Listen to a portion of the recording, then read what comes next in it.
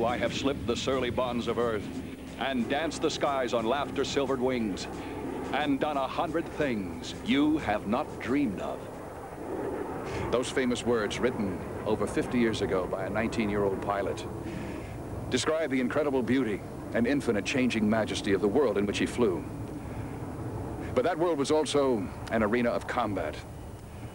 And the young pilot who wrote of his beloved sky gave his life there, alone in his fighter, defending his country.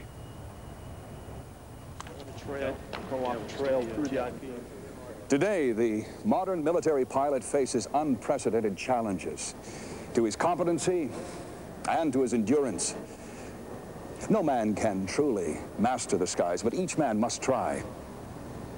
It takes a rigid discipline, constant rigorous training, courage, and pure skill to fly a modern supersonic jet fighter.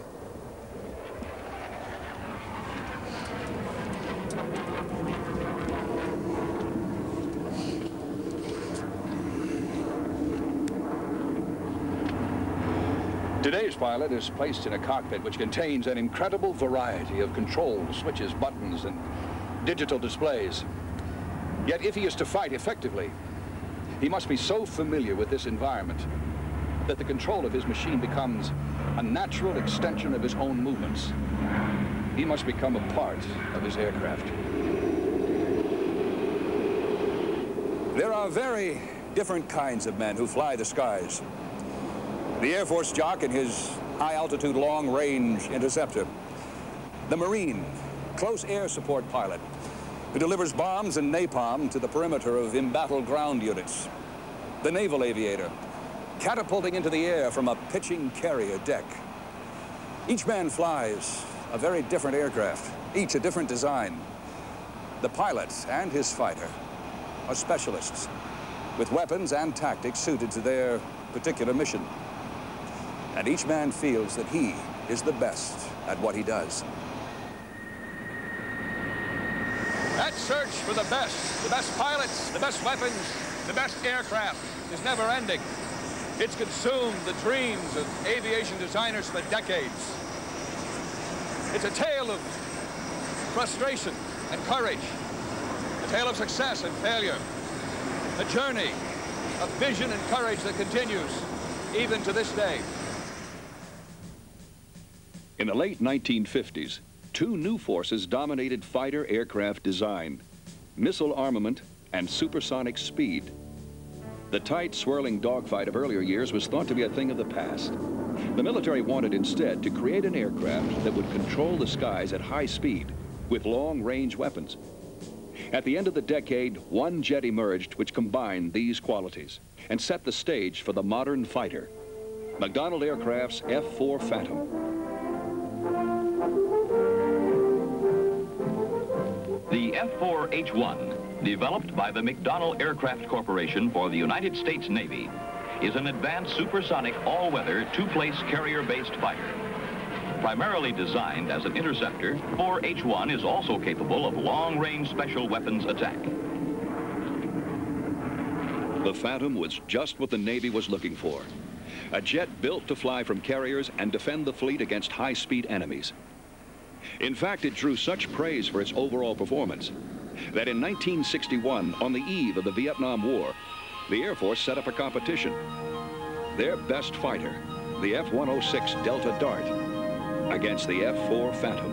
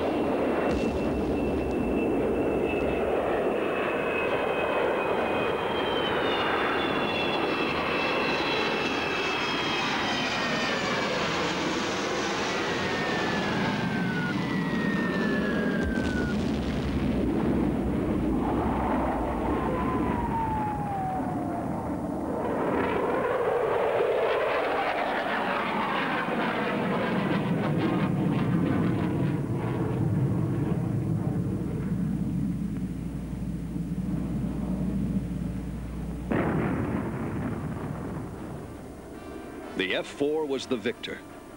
Air Force generals immediately ordered the Phantom to serve as their top dogfight aircraft, their air superiority fighter.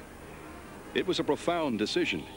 For the first time in history, by a matter of coincidence rather than design, a single plane had the unprecedented role of premier fighter interceptor for the Air Force, Navy, and Marines. America's military forces had stumbled upon a universal fighter, just as the nation was about to go to war in Vietnam.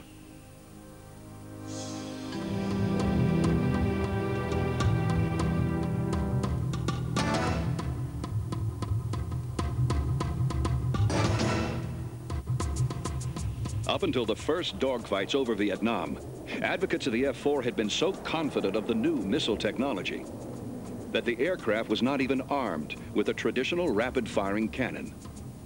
Certain that air combat would be conducted long range at supersonic speeds, they'd also shown little concern for the Phantom's low-speed performance and maneuverability. But over Vietnam, the pilots who flew the Phantom found both of these factors to be critical in combat.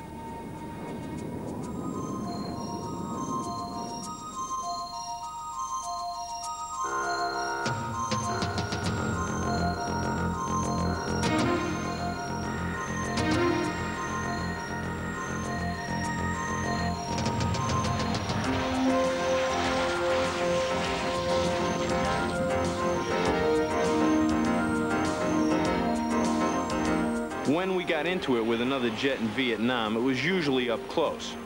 They'd keep the MiGs next to the ground to fool the radar, then spring up on you. The guy was so tight on you that you couldn't take him into a supersonic fight. You just tried to maneuver for the best position. We needed a cannon or a machine gun for that kind of a fight. We also needed more agility from the aircraft. The Phantom was great at supersonic speeds, but it used up a lot of gas and could be a tough plane to handle.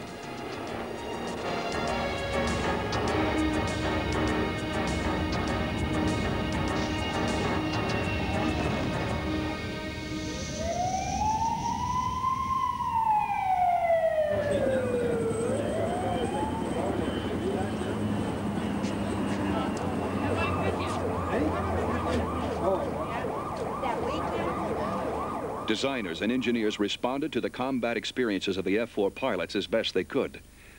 The Phantom was retrofitted with a cannon, and some changes were made in the airframe design. The modified Phantom continued to serve all the services well and remains active to this day. But by the mid-60s, it was clear that the government needed a whole new fighter, agile but capable of supersonic speed.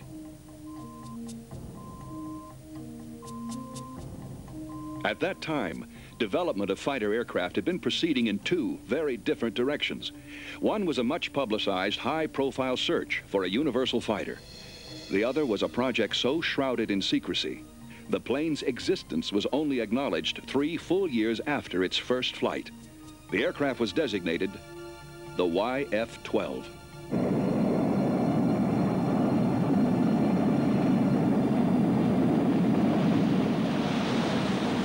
The U.S. government, still convinced that future air combat would be supersonic, wanted the ultimate machine, faster and farther reaching than anything in the air. The requirements were incredibly demanding. A sustained altitude higher than 80,000 feet and a cruise speed in excess of Mach 3, 3 times the speed of sound. In 1960, the Lockheed Corporation responded to these challenges with a startlingly original design and won the contract for this breakthrough fighter. Getting a plane to the limits of flight required an engineering leap. Engines, ejection systems, and even a new type of fuel were created especially for the aircraft. Everything about the YF-12 was new.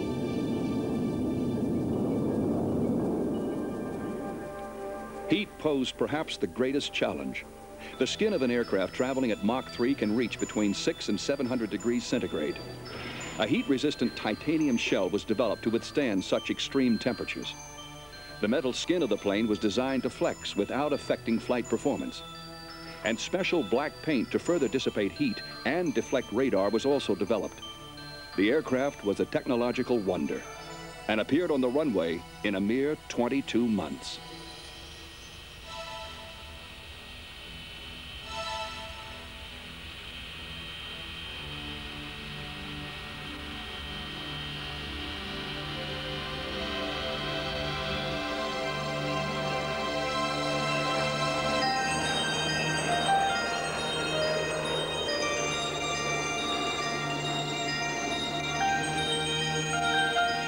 But there were dangers with flight at these extremes the designers couldn't overcome.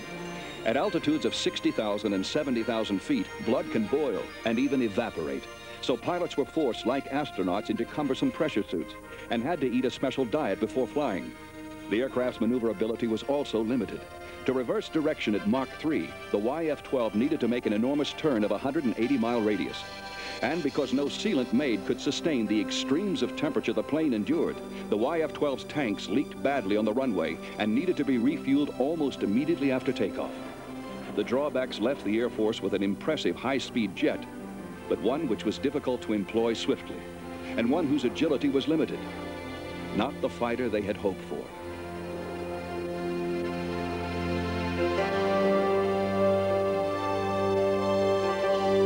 As the sacrifices for speed and altitude seemed too great, the requirement that the plane be a fighter was dropped. And in 1964, the YF-12 was converted into the SR-71 Blackbird, the world's most sophisticated reconnaissance aircraft. Though the SR-71 was never again considered a fighter, at the time of its retirement in 1990, it was still the fastest and highest flying plane in the world. In fact, on its last flight, it set a record for the fastest coast-to-coast time, slightly over an hour, from Los Angeles to Washington, D.C.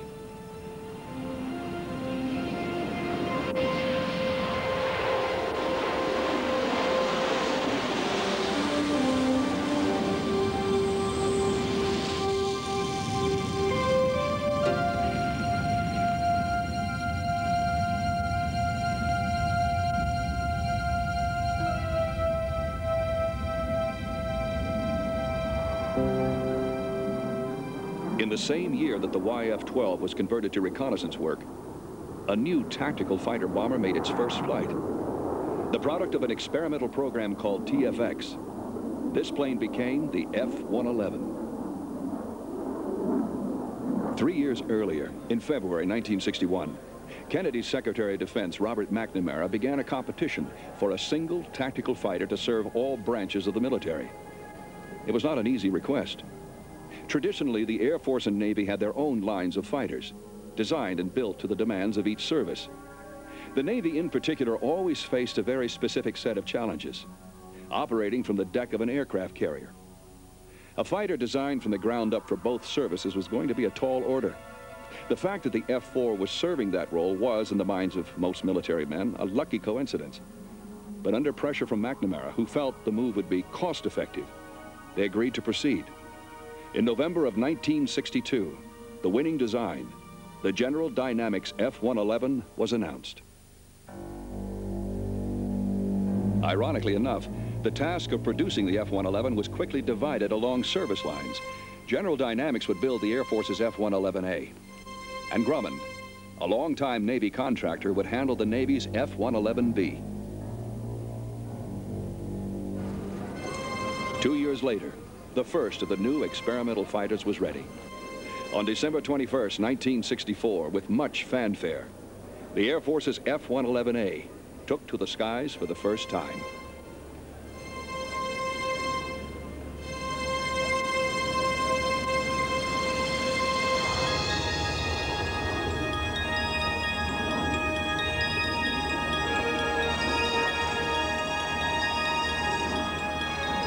At the time, the F-111 was at the cutting edge of design.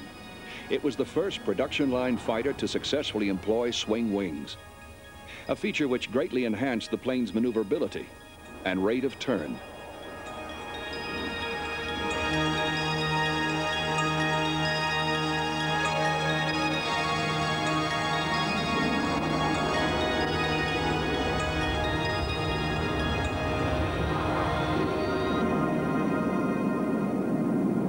It also made use of a new capsule-like ejection system, which returned the two-man crew safely to land or sea in an unprecedentedly wide range of circumstances.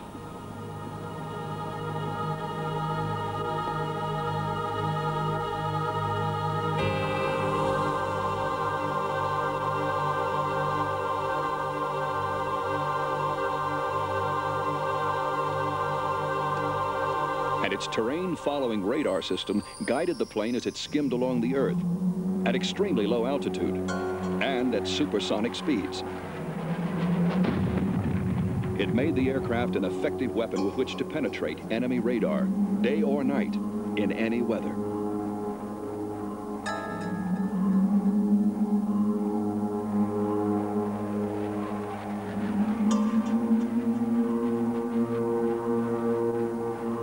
In the spring of 1968, a squadron of F-111As were deployed in Thailand for testing and use in the Vietnam War. Despite the many advantages, the plane proved inadequate under combat conditions. Pilots, especially fighter pilots, were disappointed with characteristics of the aircraft. A simple thing like seat arrangement had profound repercussions on the aircraft's effectiveness. For one thing, the F-111 has a side-by-side cockpit. The visibility out of it is very poor in a fighter environment.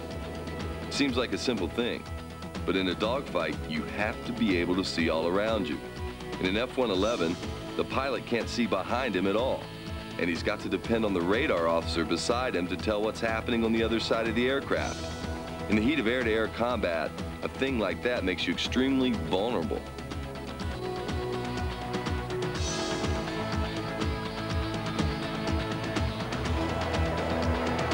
To this day, the F-111 remains in service as an important Air Force fighter bomber, having served most recently in the American bombing raid on Libya.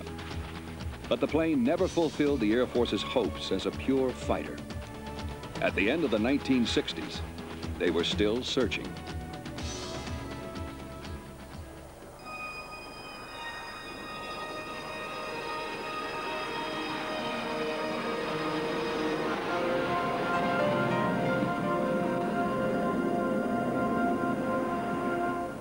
While the F-111A did meet some of the Air Force's needs, the F-111B did not satisfy the Navy at all.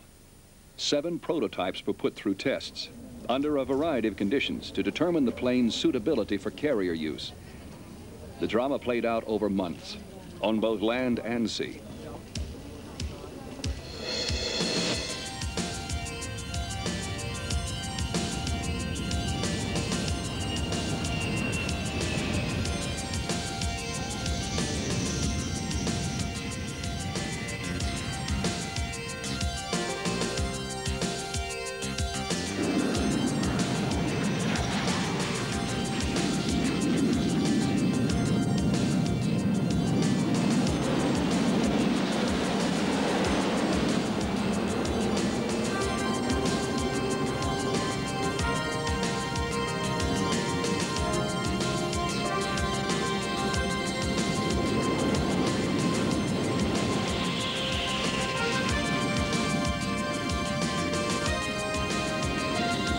In the end, the F-111B was rejected. The plane proved too heavy for carrier use. Compromises to permit its use by both services had resulted in an unacceptable machine for the Navy.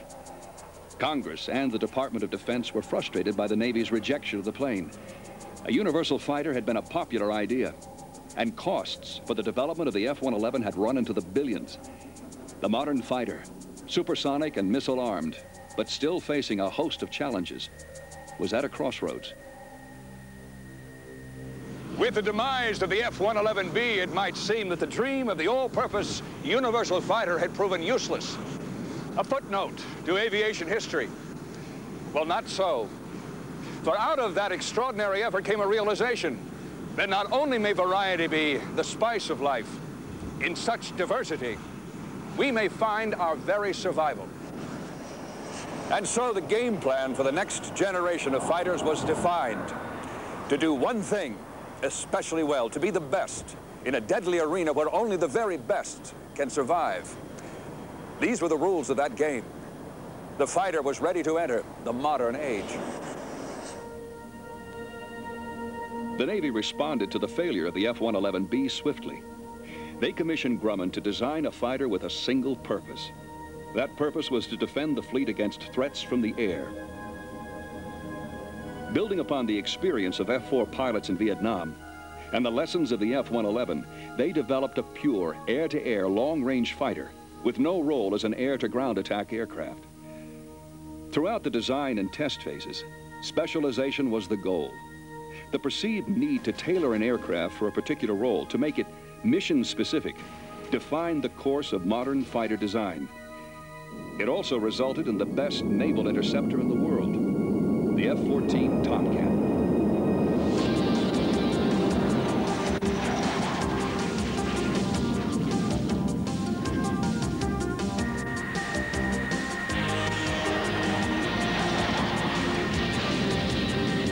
With the F-14, all our training is air-to-air. We got one job to do, and that's protect the fleet from incoming enemy aircraft. We train for a certain amount of escort work, but we're really up there to keep the enemy away from our ships.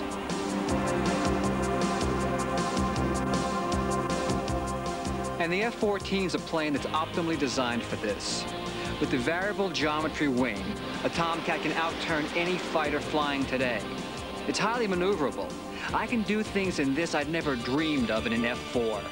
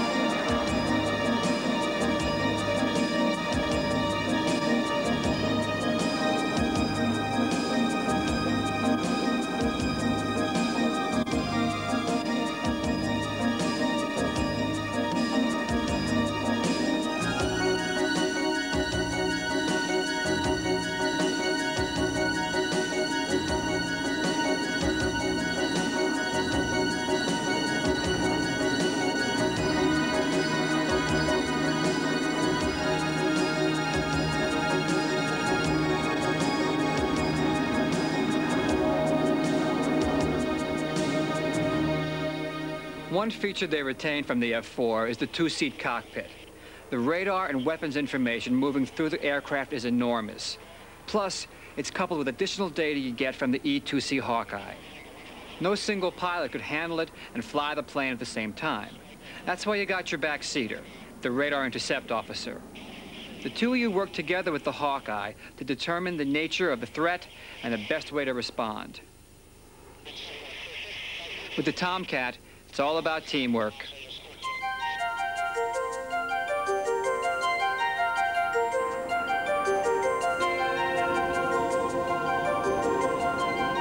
At the heart of the F-14 is really the Phoenix weapons system. Nobody else has got it. It gives us unequaled ability to stop the enemy before he's close. It's called standoff capability. Coupled with the other weapons we carry, Sparrows and Sidewinders, we can respond to threats from right in close to long range.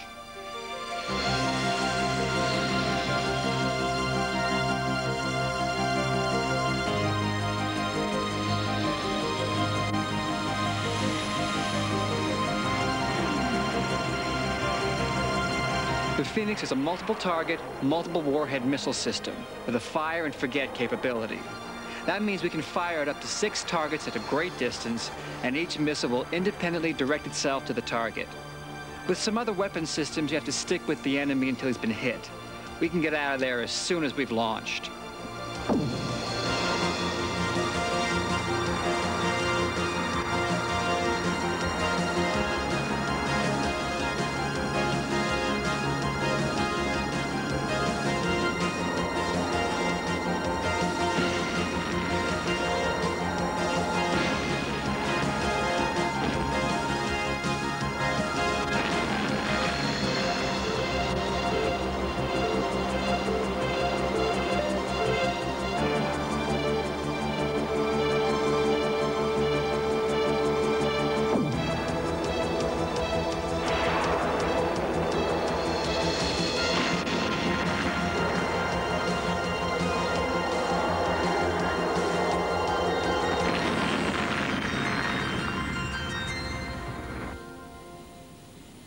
When the Air Force looked for a replacement for the F-4, they followed the path the Navy had with the Tomcat. They chose to specialize. They wanted a pure air-to-air fighter. Not a pound for air-to-ground was their slogan. This jet was to be a dogfighter in the classic sense. A plane that could be flown by a single pilot, head-to-head against any airborne adversary. The ultimate air superiority fighter. The search ended with an aircraft that met all these wishes. The McDonnell Douglas F-15 Eagle.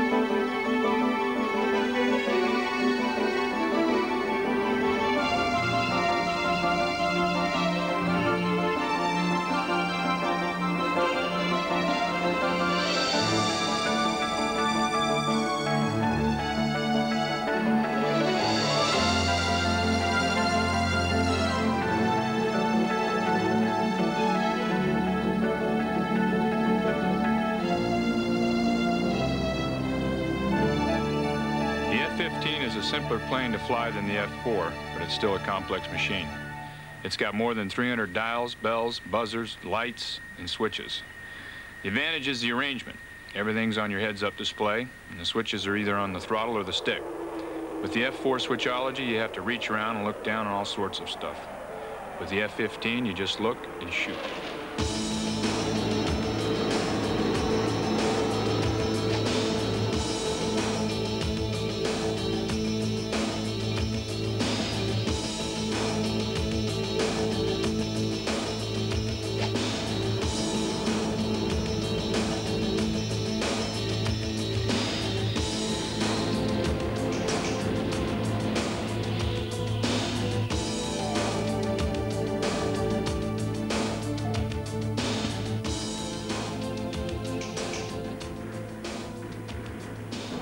Of all the services, the Marine Corps has perhaps the most distinctive missions for its close support aircraft.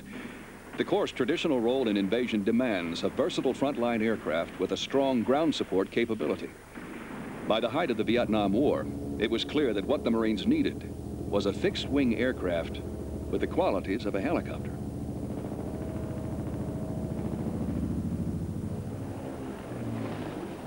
And in 1968, at the Farnborough Air Show outside London, a revolutionary new British aircraft with just those qualities caught the eye of Marine Corps Colonel Tom Miller.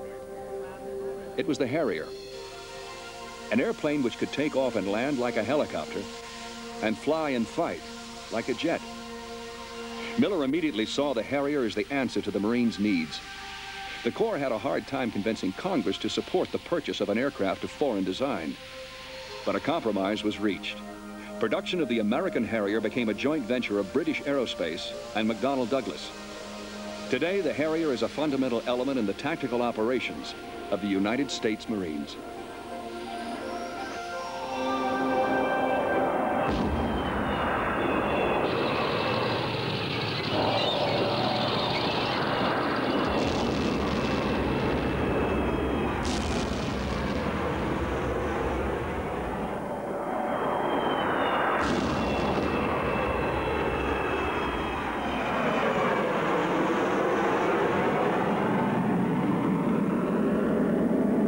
On top of its strong attack capabilities, the Harrier can operate from the full range of sights the Marines require. That's its real advantage. You can fly from ships at sea, regular airstrips, and what we call remote sights. The plane works by directing the thrust of its engines. With the takeoff ability that this thrust vectoring gives you, all you need is 1,000 feet of road or grass strip for a short takeoff and a small clearing for a vertical one. Other aircraft require a well-maintained strip of 8,000 to 10,000 feet. Right now, we can operate Harriers within 15 miles of the lines with almost all the weapons of the top attack aircraft that require an airstrip or carrier deck. Communications with ground forces are easy and immediate. It makes the Harrier a very versatile weapon.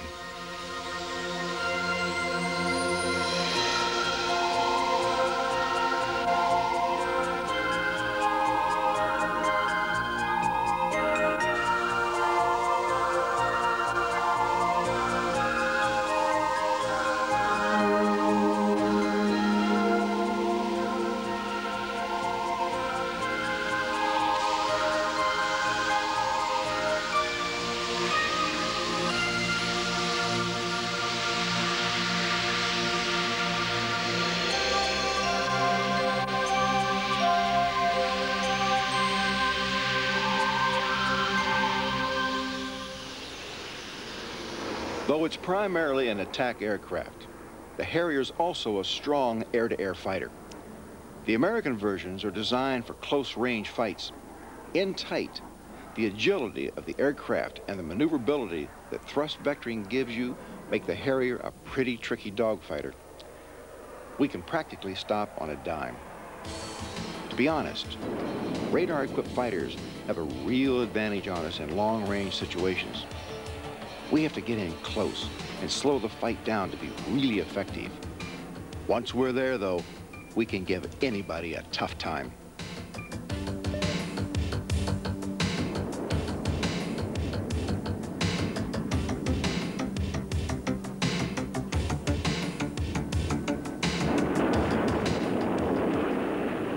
By the early 1970s, the cost of a single fighter approached $50 million. And technological advances had galloped past what was already invested in the F-14, F-15, and Harrier. Both the Navy and the Air Force felt the need for an inexpensive fighter that would incorporate the latest innovations and complement the Tomcat and the Eagle.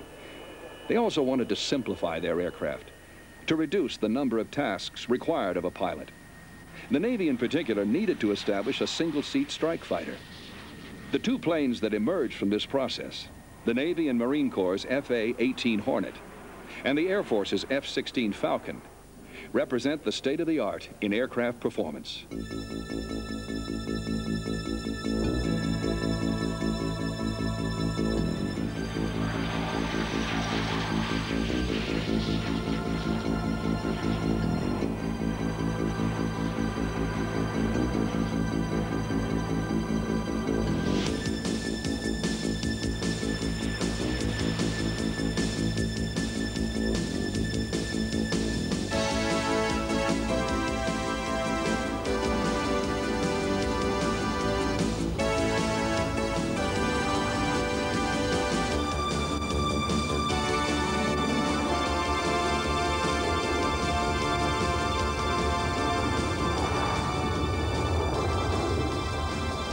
The F-16's so slick it practically outperforms the pilot. With the computer-controlled flight systems, the plane will do virtually anything you ask of it in the way of climbing and maneuvering.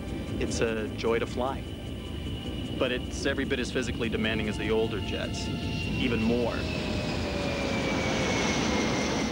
High G-loads have been commonplace since the jet age, but with the Falcon, you've got a plane that can routinely work around 7 Gs and go up as high as 9.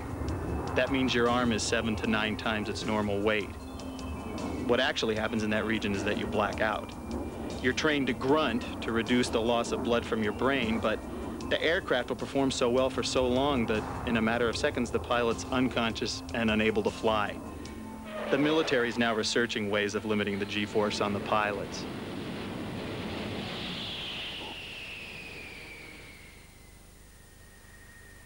In addition to the physical demands that today's pilots face, there are tremendous mental challenges. Pilots work with complex weapons and radar systems that require extensive and sophisticated knowledge of their own capabilities and their enemies.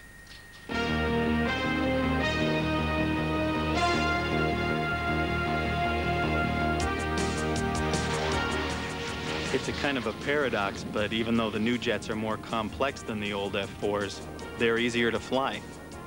But that doesn't mean you've got a lot of free time. The pilot's attention's been shifted to other areas. Things happen so fast when two planes are approaching one another at over 1,000 miles an hour that you've got to identify the enemy and know what he's capable of instantly. You can't think about flying the plane. It has to be almost an extension of your own body. The onboard flight control computers and high-performance electronics of these new aircraft make that easier than ever. You're freed up to concentrate on the fight itself, and you need all the mental energy you can muster. The modern fighter demands as much from the pilot mentally as it does physically.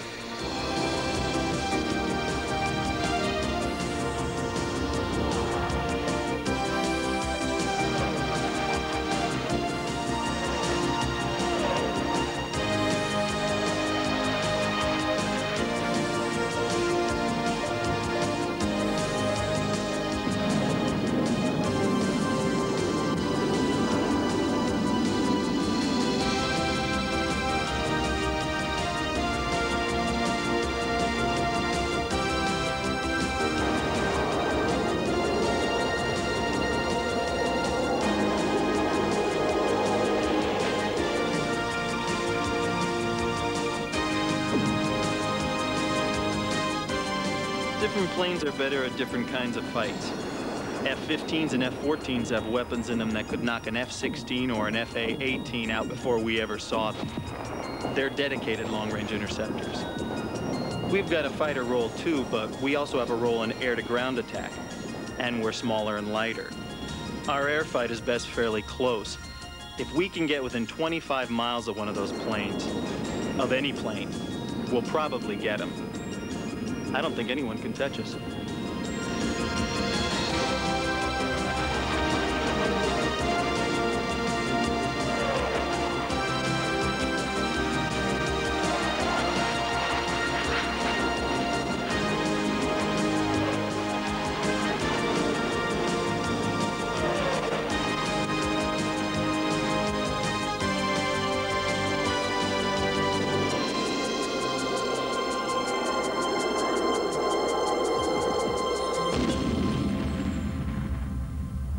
That formidable array of aircraft were in place the world over by the beginning of the 1980s. But they had yet to face the ultimate challenge, head-to-head combat with a real adversary.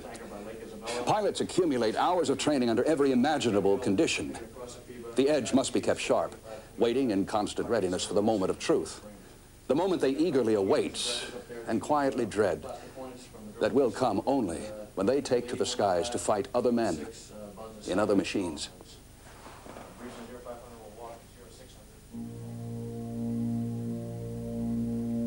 Preparation for combat begins with intensive training on a single aircraft.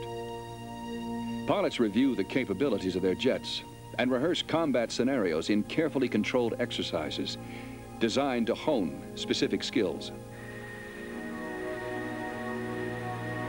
One of the first things they had us do in the F-14 was to go up against the T-38. It's a small, extremely maneuverable fighter, very tight turning.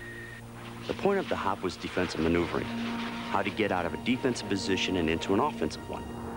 We started in the worst possible position. The T-38 was directly behind us on our 6 o'clock.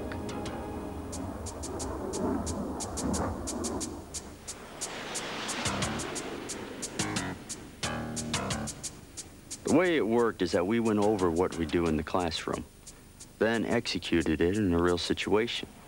In this case, we used superior power to break away from the T-38, climb up, and then turn down on him. It went perfectly. By the time we got around, we completely reversed the situation, and we're right on his tail.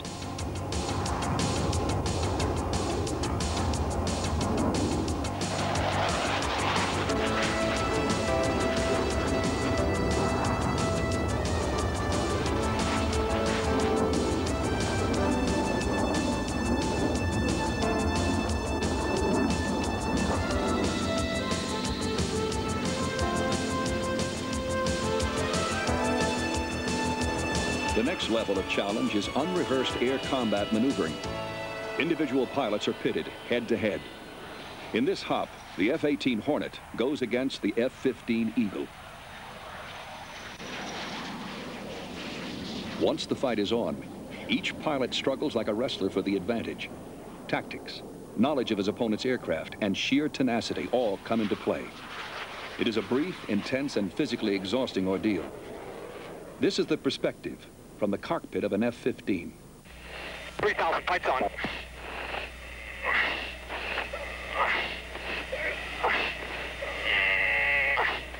Off the wing. Control there. Airspeed there. You did essentially a level turn there.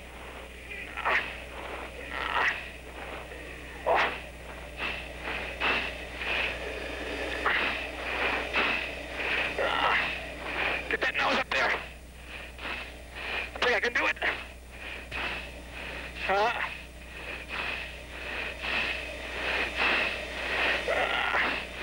If I can kill, knock it off. Roger, knock it off.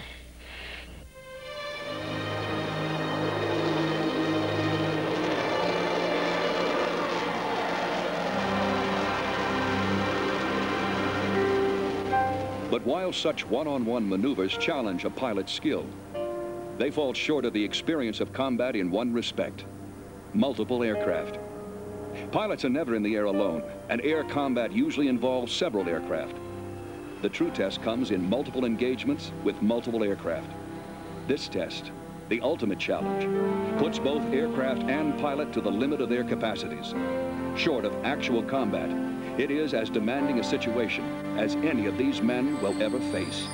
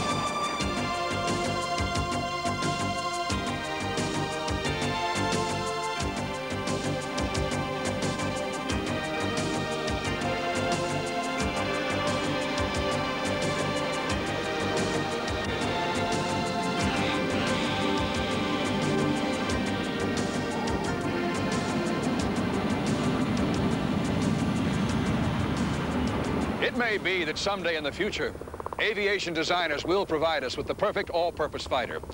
Perhaps. But until that day, we will rely on the diversity of our specialized aircraft to meet the myriad demands of modern air combat. It's the ability to meet those demands, to respond quickly to each maneuver with the right weapon in the right place at the right time, that will allow us to prevail. In bringing together the diverse capabilities of all our fighter aircraft and blending them into a complete coordinated force in battle, we can achieve a goal that is essential to victory. A goal we have ultimately never failed to accomplish when challenged. Control of the skies, supremacy in the air.